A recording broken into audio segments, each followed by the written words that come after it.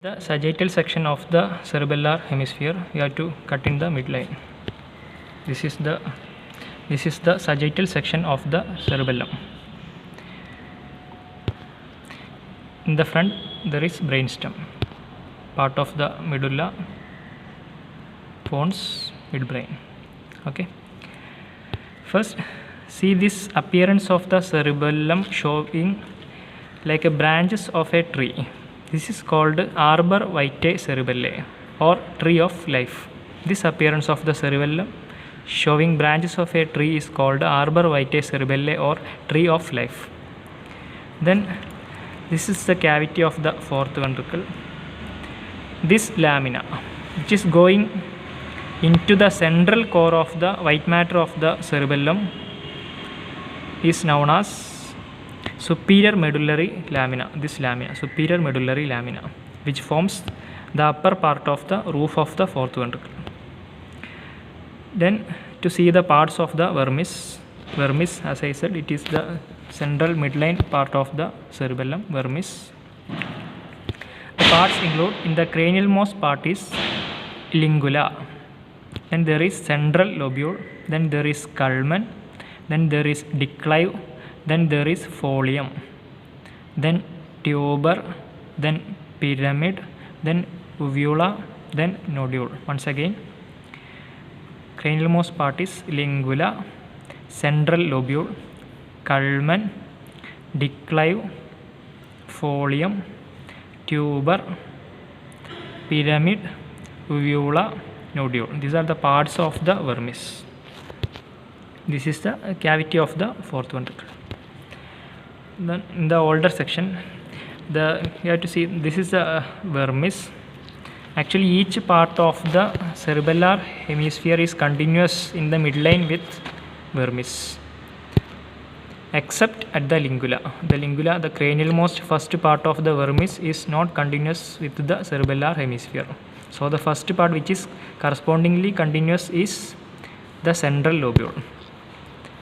So if we go laterally, the first part of the cerebellar hemisphere which is connected to the central lobule is ala of the central lobule, ala. And if we go behind and inferiorly, the second part is, this is the anterior quadrangular lobule. This is the ala, this is the anterior quadrangular lobule. Then there is posterior quadrangular lobule. If we go again inferiorly, there is superior semilunar lobule. This is the ala of the central lobule. This is anterior quadrangular lobule. This is the posterior quadrangular lobule. This is the superior semilunar lobule. Then there comes, we already discussed, there is a fissure, the prominent fissure. This is known as horizontal fissure.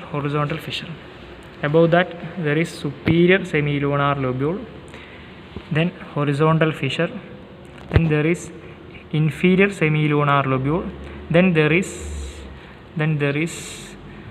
biventral lobule. This is the inferior semilunar lobule, then there is biventral lobule, and there is tonsil. And the last part is small part is, this is small part of the cerebellum. This part is called flocculus. Once again, ala of the central lobule, anterior quadrangular lobe, posterior quadrangular lobe, superior semilunar lobule, horizontal fissure, inferior semilunar lobule, biventral lobule, tonsil, this is the tonsil, then there is flocculus. If you see, as I said already, the cerebellum lies behind the brainstem. The parts include midbrain, pons, and medulla. These all parts are connected. Each part is connected to the cerebellum by cerebellar peduncles.